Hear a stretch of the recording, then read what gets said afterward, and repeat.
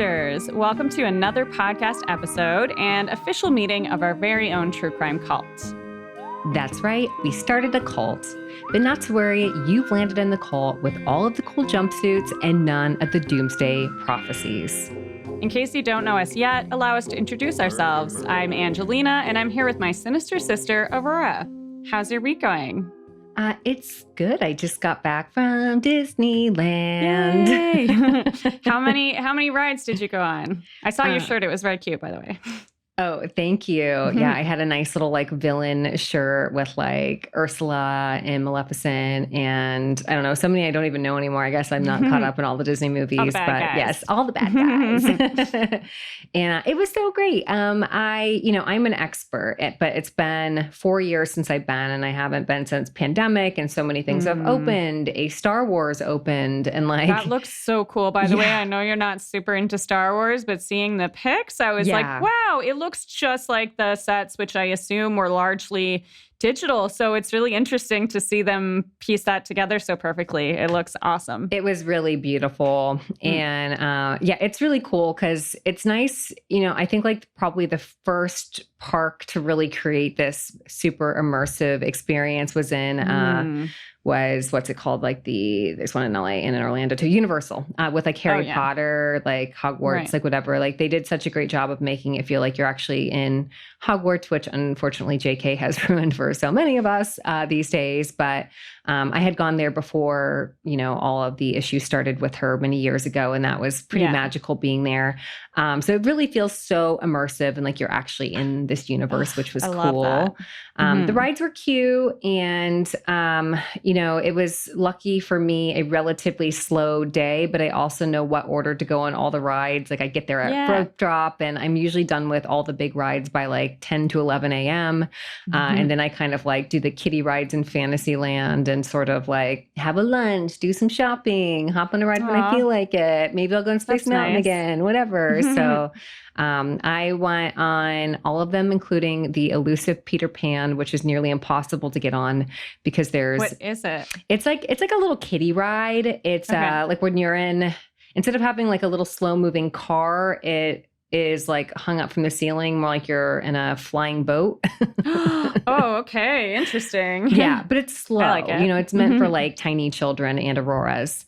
But that ride, if you don't get there right at rope drop, it just gets busier and busier and busier, and there's no fast pass. So it's a kiddie ride that will have 45 minutes plus wait, which is just not something I'm interested in waiting that long for. It's not something awesome, so I'm not going to wait in that line. But midday, it was only a 20-minute wait, which I've never seen. And I've been to Disneyland probably 200 times. And I've never seen a 20-minute wait midday on a Friday. So that was your day. That was it. Yeah, it was my lucky day. It was a perfect Disney day. Yes. How about you? How are things going? Pretty good. I was just describing for you and our patrons that have the extended episode, our sort of travel bumps in the road, but it was all worthwhile in the end, because when I did meet up with my mom to go to the concert of Roxy Music with St. Vincent, we had a super treat, which was I had bought the absolute nosebleed cheap seats, the worst. And we got there and we were trying to find our section, and they're like, that section's closed. And we're like, what? Oh, no. And they're like, oh, you have to go over there, see that table, they're going to reassign you. And we're walking over there, and my mom's being bitchy, and she's like, they better not give us shittier seats. And I'm like, pretty sure that's not possible, Mom. And we go over there, and they gave us an upgrade, but it was actually a spectacular upgrade. So when I say cheap seats, we were in the 310s was the section. It was basically at the ceiling of the stadium, and in a weird way that we probably wouldn't have even been able to see. And where we actually got put was just up from the floor, 20 seats up from the floor. Whoa. So I don't know how that happened, but it was magical, and we were very excited. So I love that for you. Yeah, it was great. Amazing. That was a nice treat with all of the sort of troubles and struggles we had along the way, I guess that made it worthwhile. So, hey. Yes. For my last ever arena show, by the way, because I don't need to be like, generally, I'm only going to buy the cheap seats, especially now that the ones on the floor are like $500+. So, this was a good last hurrah, I guess. Great. Well, let's definitely post pictures of our trips for our Patreon newsletter. We this week will. Too. We consider you to be all honorary monsters just because you keep tuning into our show week after week. But if you'd like to make it official, you'll want to find us on Patreon. Head over to patreon.com/murdernews and pledge any amount you like to show your support. To show you how much we appreciate you, we'll give you a shout out on the show, name one of our adorable baby goats in your honor, and you'll get exclusive access to our regular patron-only video specials. And as an extra special treat for our patrons, we've also been releasing raw, unedited video versions of our episodes each week. So make sure you check out our Patreon page every Friday to catch all of our bloopers, extended banter, and a little glimpse behind the scenes at MMN. Plus, those are all ad-free. Yeah. But like a lot of like randomness too. So yeah, definitely not to the point. Well, just a reminder to grab your ticket to the Pacific Northwest True Crime Fest to secure your spot in the audience of our special live podcast episode on Sunday, October 9th. You can also visit us all weekend long at the Murder News table. And you use code MM15 to get 15% off a single day or weekend ticket. And you really don't want to miss this because Angelina is hand making a lot of our merch. And not only is she hand making it, but she designed it and came up with the concepts. And there's a lot of like very cute, fun, new cult shirts coming your way. Mm-hmm. So, and some of them are going to be exclusive just to this event. Like it'll have information about the event printed on the shirts and stuff.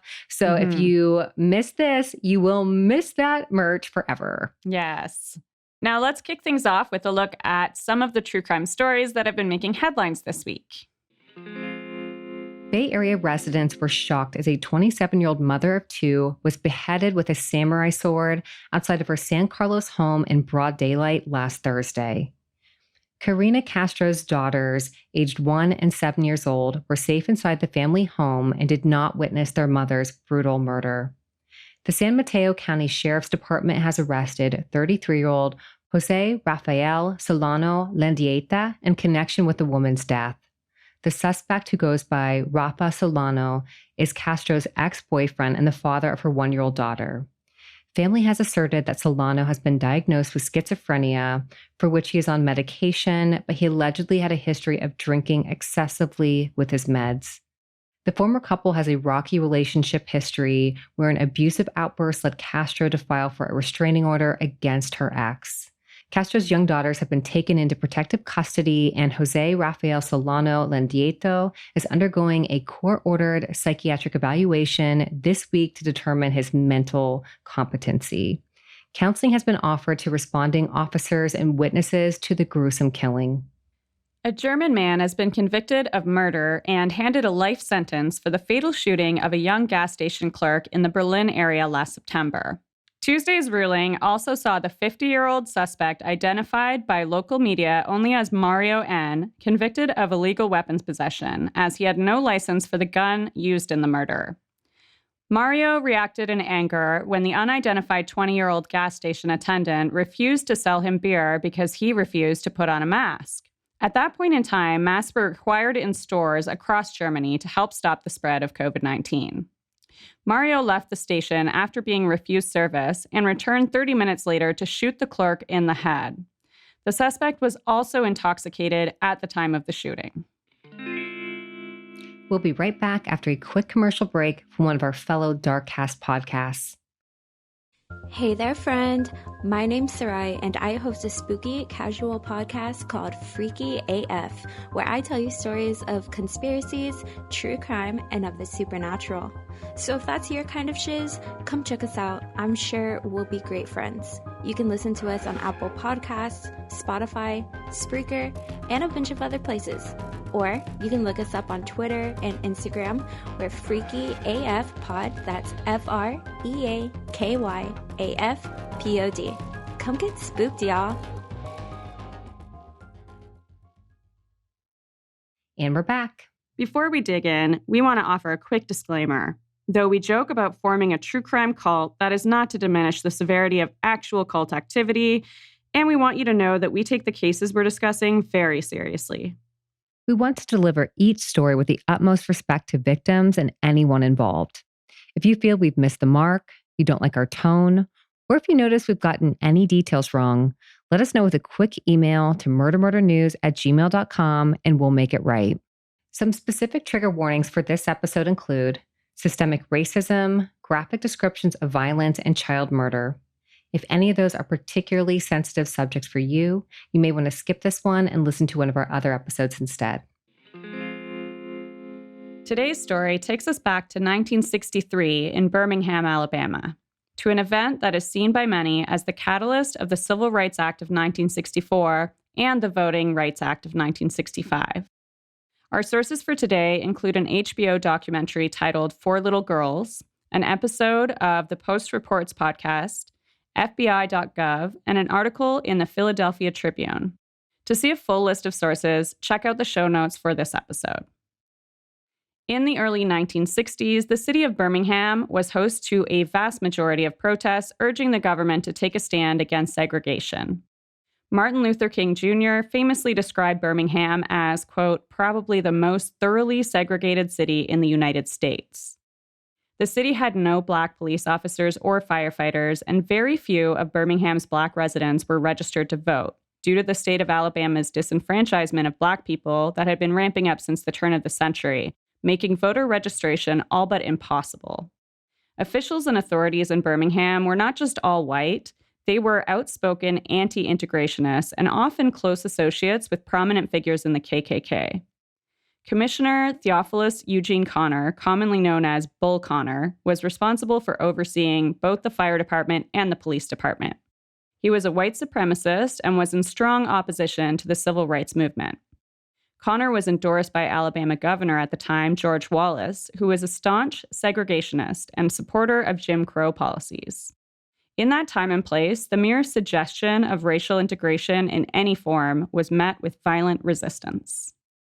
Leaders like Martin Luther King Jr., Ralph David Abernathy, and Fred Shuttleworth regularly organized and educated marchers and protests and would use the 16th Street Baptist Church as a key meeting place to discuss civil rights issues and as the starting point for countless protests. The civil rights marches of the early 1960s were not the sort of peaceful protest that you might find yourself marching in today.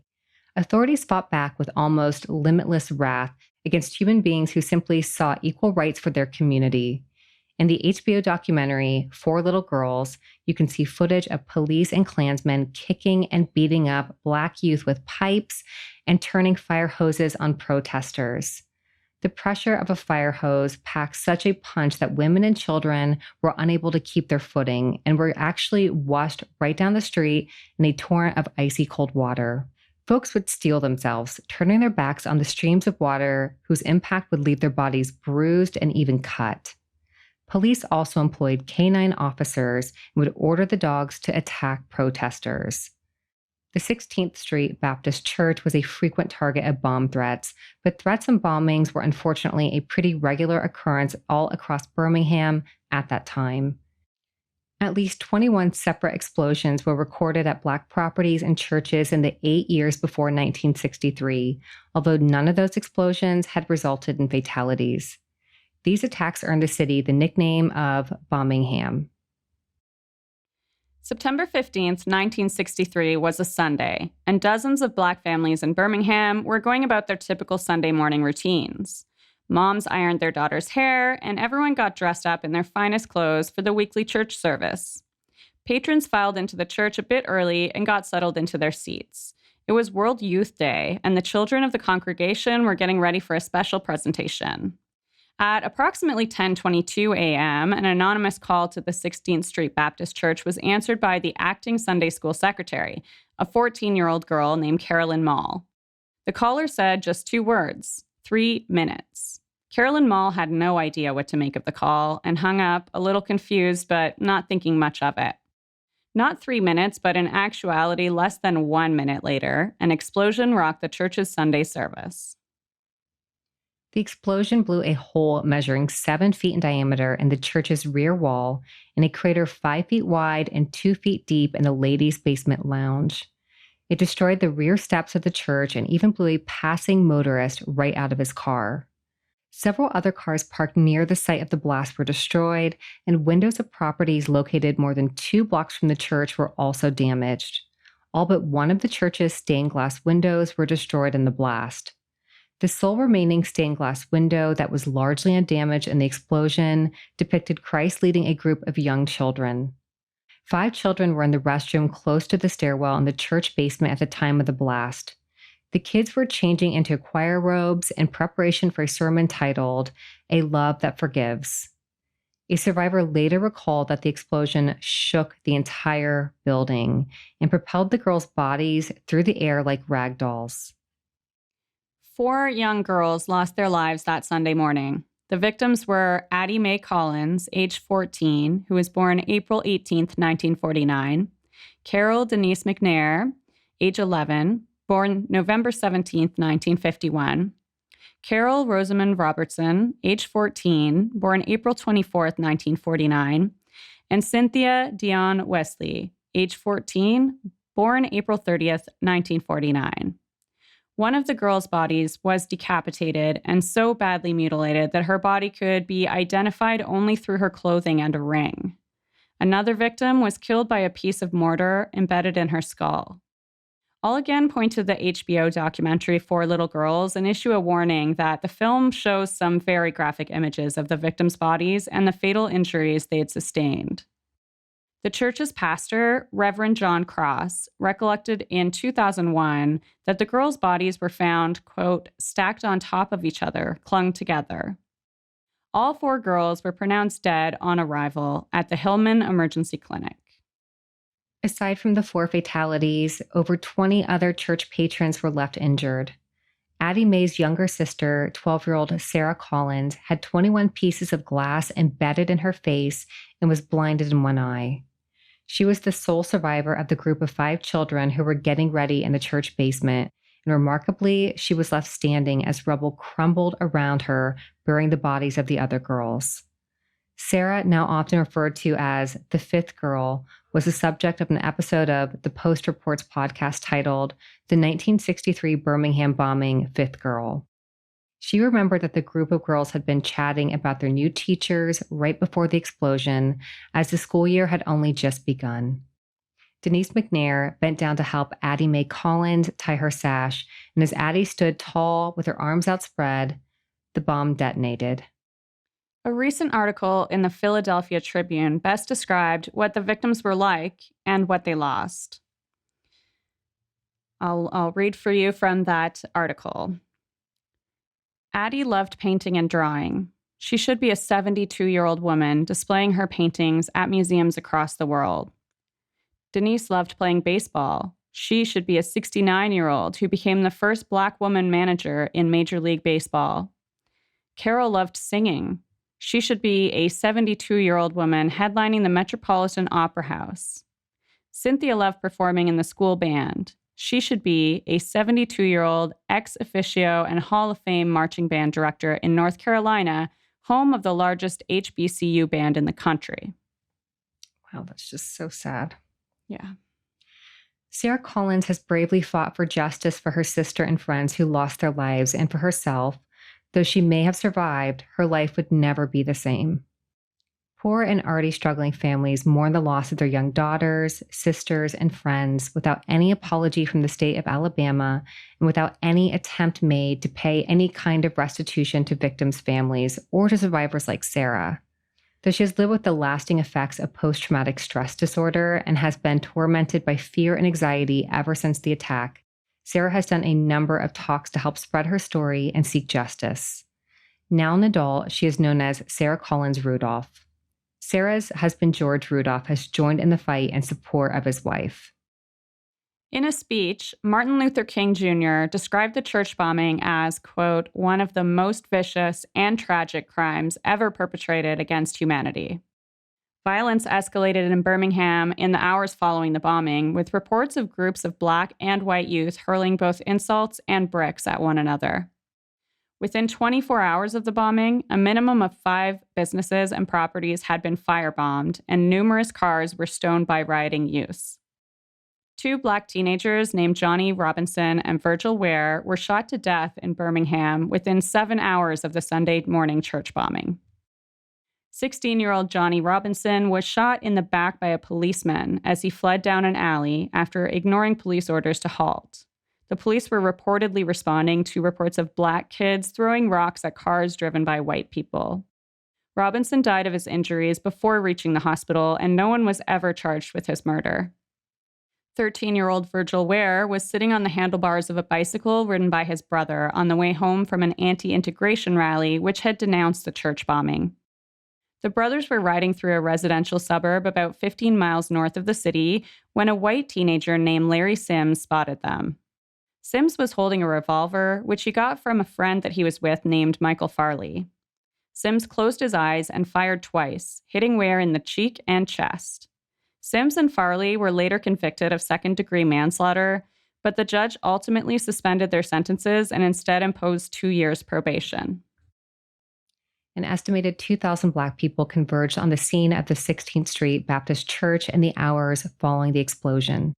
Reverend John Cross Jr., the pastor of the church, attempted to pacify the crowd by loudly reciting the 23rd Psalm through a megaphone. "The Lord is my shepherd, I shall not be in want. He makes me lie down in green pastures. He leads me beside quiet waters. He restores my soul. He guides me in paths of righteousness for his name's sake. Even though I walk through the valley of the shadow of death, I will fear no evil, for you are with me, your rod and your staff, they comfort me. You prepare a table for me in the presence of my enemies. You anoint my head with oil, my cup overflows. Surely goodness and love will follow me all the days of my life, and I will dwell in the house of the Lord forever." FBI bomb experts raced to the scene via military jet, and an additional 12 personnel from other offices were sent to aid Birmingham in a thorough forensic investigation. The service for Carol Rosamond Robertson was held at St. John's African Methodist Episcopal Church. 1,600 people were in attendance. The Reverend C.E. Thomas told the congregation, quote, "The greatest tribute you can pay to Carol is to be calm, be lovely, be kind, be innocent." Carol Robertson was buried in a blue casket at Shadow Lawn Cemetery. A funeral for the other 3 girls who lost their lives in the explosion was held at the 6th Avenue Baptist Church. Approximately 800 clergymen of various racial backgrounds were among the crowd, as was Martin Luther King Jr., but exactly 0 city officials were present. In a speech conducted before the burials of the girls, Dr. King addressed over 3,000 mourners, both Black and white, with a speech saying, quote, "This tragic day may cause the white side to come to terms with its conscience. In spite of the darkness of this hour, we must not become bitter. We must not lose faith in our white brothers. Life is hard, at times as hard as crucible steel, but today, you do not walk alone." Dozens of FBI agents worked the case throughout September and October and into the new year. At one point, as many as 36 were on the case. Governor of Alabama, George Wallace, ordered an additional 300 state police to help quash public unrest. Initially, detectives theorized that a bomb thrown from a passing car had caused the explosion at the 16th Street Baptist Church. But by September 20th, the FBI was able to confirm that the explosion had been caused by at least 16 sticks of dynamite rigged to a timing device, which was deliberately planted beneath the steps of the church. Bits of wire and remnants of red plastic were discovered on the scene, which may have been part of the aforementioned timing device. Those plastic remnants were later lost by authorities. Investigators gathered several witness statements attesting to a group of white men in a turquoise 1957 Chevrolet who had been seen near the church in the early hours of the morning on September 15th. These witness statements specifically indicated that a white man had stepped out of the car and walked towards the church steps. The physical description by witnesses of this person varied, but could have matched either Bobby Cherry or Robert Shambliss, 2 of the 4 lead suspects in the case. Within days of the bombing, investigators began to focus their attention upon an offshoot of the KKK called the Cahaba Boys, established earlier in 1963. The Cahaba Boys believed the KKK was becoming, quote, restrained and impotent in response to concessions granted to Black people to help end racial segregation. Several prior bomb attacks at Black-owned home and businesses over the spring and summer of 1963 have also been traced to the group. Although the Cahaba Boys had less than 30 active members, among them were Thomas Blanton Jr., Herman Cash, Robert Shambliss, and Bobby Cherry. The four suspects, of course. Shambliss was questioned by the FBI on September 26th. On September 29th, he was indicted on charges of illegally purchasing and transporting dynamite, which he claimed he was using to clear some land owned by the KKK. Shambliss and two acquaintances, John Hall and Chris Cagle, were each convicted of illegally possessing and transporting dynamite in state court on October 8th. Each received a $100 fine, which would be about $900 today, and a suspended 180-day jail sentence. At the time, no federal charges were filed against Shambliss or any of his fellow conspirators in relation to the 16th Street Baptist Church bombing. Despite having four very strong suspects in 1965, the FBI claimed that witnesses were reluctant to talk and physical evidence was lacking. One FBI internal memo noted that, quote, "We have practically torn Birmingham apart and have interviewed thousands of persons. We have seriously disrupted Klan activities by our pressure and interviews so that these organizations have lost members and support. We have made extensive use of the polygraph, surveillance, microphone surveillance, and technical surveillance," end quote. A note on the FBI's website elaborates, quote, "At the time, information from our surveillance was not admissible in court. As a result, no federal charges were filed in the 60s. In 1968, the FBI formally closed the investigation into the bombing without filing charges against any of the named suspects. The files were sealed by order of J. Edgar Hoover. Many claim Director Hoover held back evidence from prosecutors in the 60s and even tried to block prosecution. The FBI denies these claims, saying his concern was to prevent leaks, not to stifle justice. From today's vantage point, it's clear to see where his affiliations lay. Some civil rights activists blamed Governor George Wallace for creating the climate that led to the killings. 1 week before the bombing, Wallace granted an interview with the New York Times in which he said he believed Alabama needed, quote, "a few first-class funerals to stop racial integration." The city of Birmingham offered a $52,000 reward for information resulting in the arrest of the bombers. Governor Wallace offered an additional $5,000 on behalf of the state of Alabama. Although this donation was accepted, Martin Luther King Jr. responded to Wallace with a telegram saying, quote, "The blood of 4 little children is on your hands. Your irresponsible and misguided actions have created in Birmingham and Alabama the atmosphere that has induced continued violence and now murder." The Birmingham campaign, the March on Washington in August, the September bombing of the 16th Street Baptist Church, and the November assassination of John F. Kennedy, who had proposed a Civil Rights Act of 1963 on national television, combined to increase worldwide awareness of and sympathy toward the civil rights cause in America. As news of the church bombing and the fact that 4 little girls had been killed in the explosion reached the national and international news, many began to feel that they had not been taking the civil rights struggle seriously enough. On July 2, 1964, President Lyndon Johnson signed the Civil Rights Act of 1964 into effect. The act had originally been sought by his predecessor, President Kennedy. This legislation, of course, prohibited discrimination based on race, color, religion, gender, or national origin, and ensured full, equal rights of African American people before the law. Officially, the 16th Street Baptist Church bombing remained unsolved until 1971, when William Baxley was elected Attorney General of Alabama.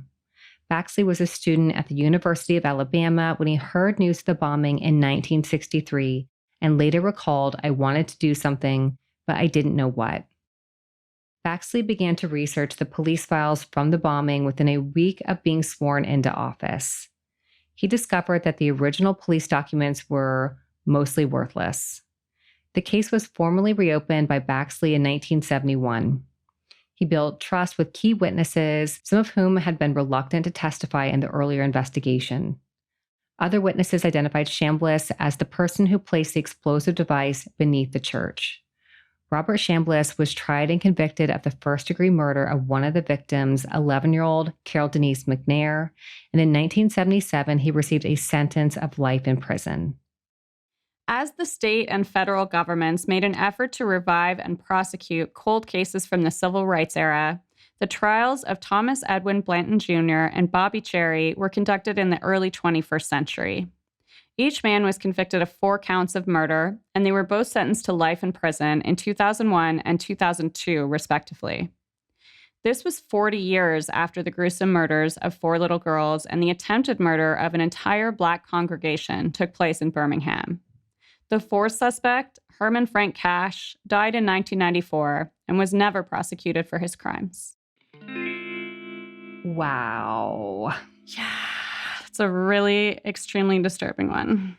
Like how long it took for these families to get any justice for something so horrific. And then like this other guy just got to like live his life being like a racist, like awful person, like who murders children. Like, wow.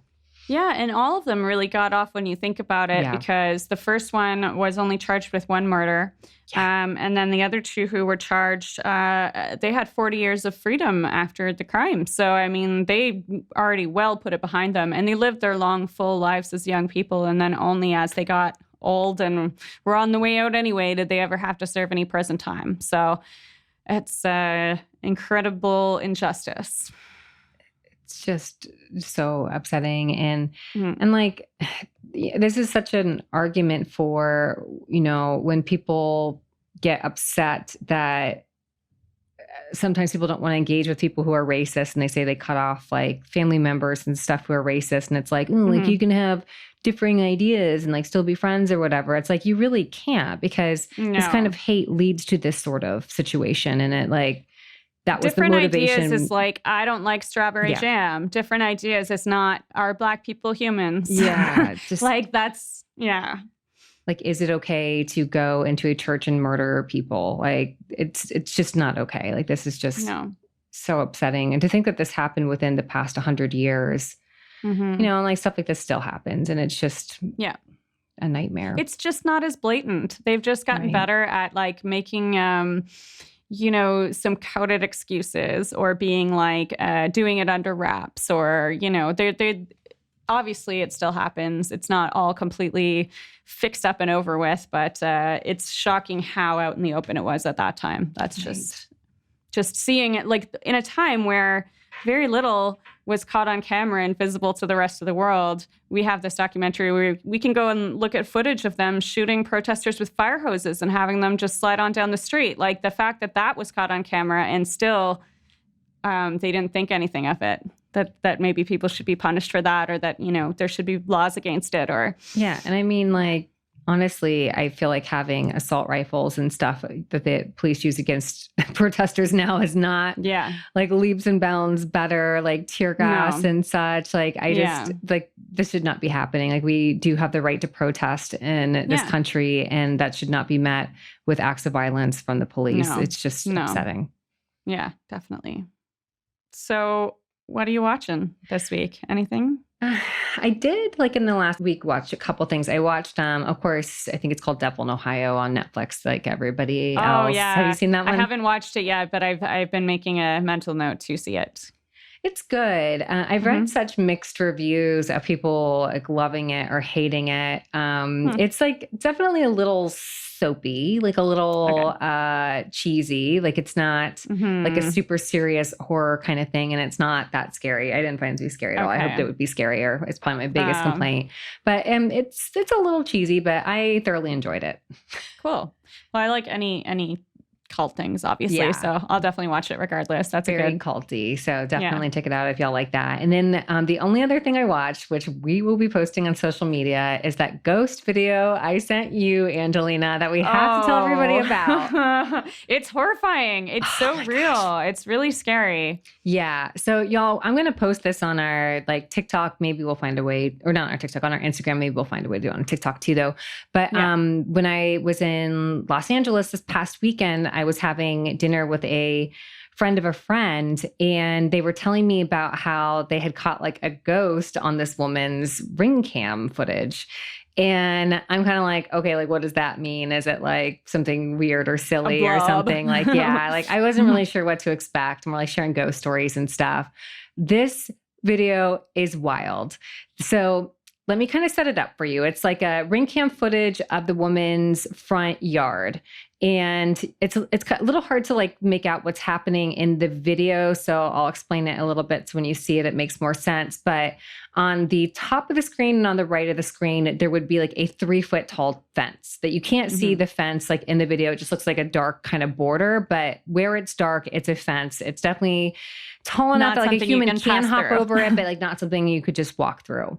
So in the video, there's patio furniture and this fence on the top and the right. And the sort of figure comes from the top where the fence would be. And it looks like kind of like a dust storm. Like at first, like it kind of looks like a swirling dust storm or something. And I'm like, is that like the wind? Is it leaves? Like, what is it? That comes over to the table where the patio furniture is. It picks up the like the seat cover. What would you call that? Like the couch cushion of the outside. Yeah. Like it's a couch cushion. And my friend said that like this cushion is like so heavy that it's not the kind of thing you would pick up with one hand. It's like a big one for like a long sofa, like a nice piece of patio furniture. So that gets picked up. And then the like kind of swirly looking figure that you can like see like a figure, but it's not a human. With a hand. Yeah. It like reaches out and grabs the thing. And it goes back through the fence. Like it doesn't miss a beat. It doesn't hop. The cushion disappears through the fence. It disappears. It just completely disappears. Yeah. And so like in talking to her about it, of course I had a million questions. This was a couple years ago. The cushion never resurfaced. It was never returned. They didn't find it outside. This is not like some kind of windstorm. Like the wind couldn't have blown it away. She's like, this is way too heavy. Like she's strong. Like she does Pilates and stuff. Like she couldn't lift it herself. Like with one hand, she said like it's hefty. And the other thing is she's like not the kind of person who would have like know how to make this fake video. Like she's definitely not that girl. Like she's like silly and like whatever, but like she's not like a tech savvy person. And like in seeing it, I even sent it to my husband who's in visual effects, who does this for a living. Like he could have made this hoax video if it was a hoax. And he's like, no, like this is real. And he's like the first thing he said to me when I sent it to him was, where did you get this ghost video? Like, you know, it's a ghost. And he was like trying to break it down and like figure out what it could be. And he's like, I have no explanation. Like it's not, it does not appear edited to me, like whatever. It is wild. Yeah, I would definitely, if I saw that floating around the internet, I would be like, somebody made this. Yeah. But like to knowing that it's like someone who you spoke to, it's like a friend, and they're sharing this with you years later is like it blends some legitimacy where you're like, yeah, I mean, what are the chances that this person is able to generate such a realistic image? Yeah. Like, there's no way. And like, I do quite a bit like video editing that like I've had to learn to do for, our YouTube and like for our TikToks, we make little spooky videos. And like, I can't imagine, like you would have to be very good to do this. Michelle is not like a computer person. And like, she's just like, there's no way. There's absolutely no way. Like she made this video. Like she's like, no, we caught this on my ring cam. And we were like, what in the fuck? Amazing. Yeah, that's wild. Yeah, we definitely will share that. We'd like to hear your thoughts. If anyone has any ideas of like, oh, this seems fake because, then we'd like to hear them because we can't come up with any. Yeah.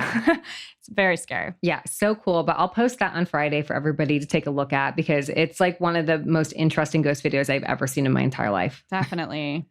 Yeah, it's the best one I've seen. Yeah, I think it's the best one I've ever seen.